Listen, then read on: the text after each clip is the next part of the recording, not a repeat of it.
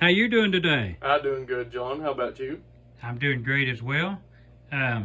What is your name? Logan Sparks. Logan Sparks.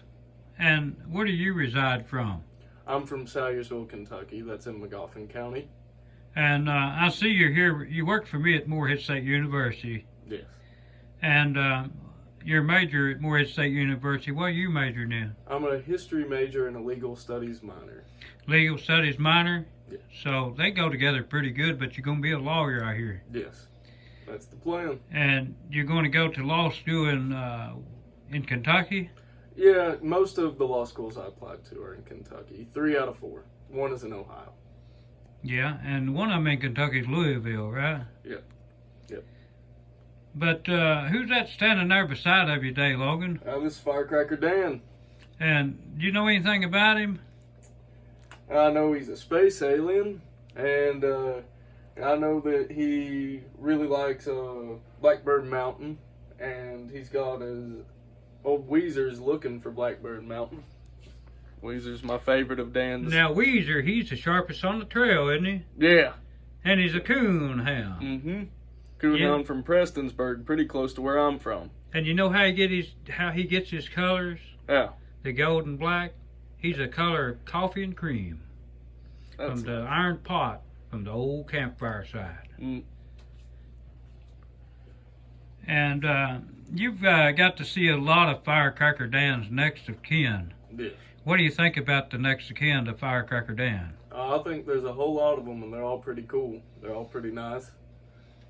I like the Abe Lincoln Firecracker Dan pretty well, and I like the St. Patrick's Day, the Leprechaun one, pretty nice.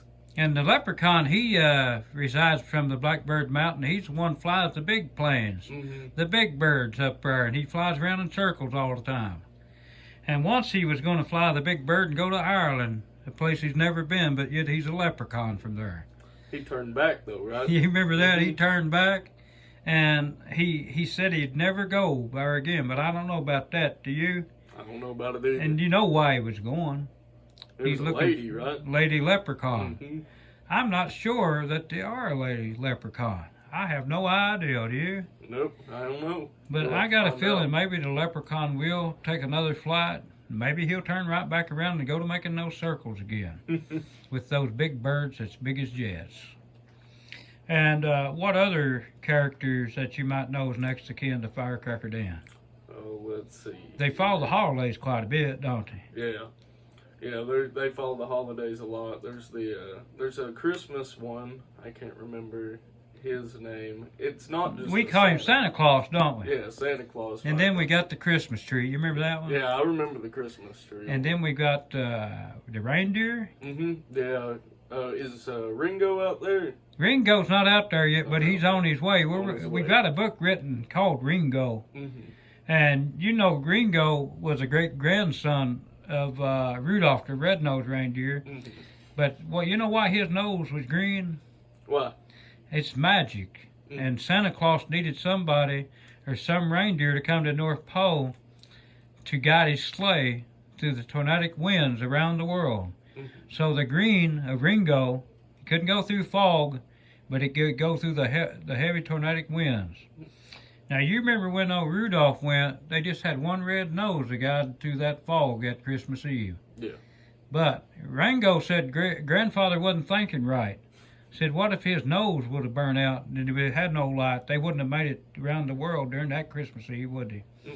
So Ringo brought a little magic himself. He brought a little dust to the North Pole. There were 16 reindeer waiting on him.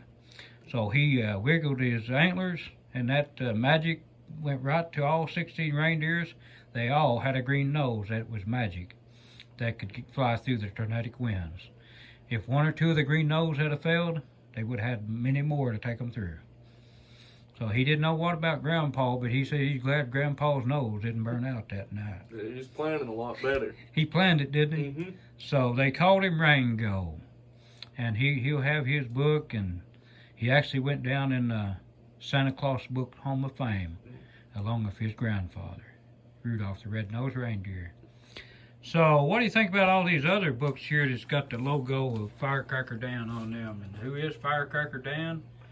We got the works. We got Only a Dime at Christmas Time. We got Singing of the Songs.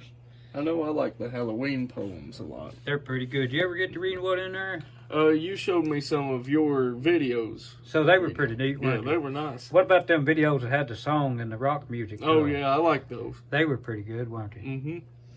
And here he is right here at John Lennon's memorial. Yeah, Firecracker Dan's been They told everywhere. him to stay off of that regular memorial. What do you call that?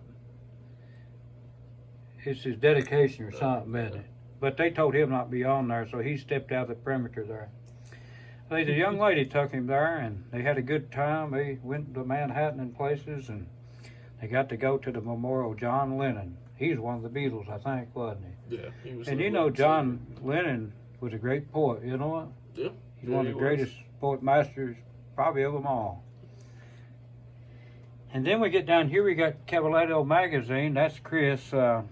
He's probably got 35 books that he had published. Then we got Silence Winter Storm. We got Haymaker 360.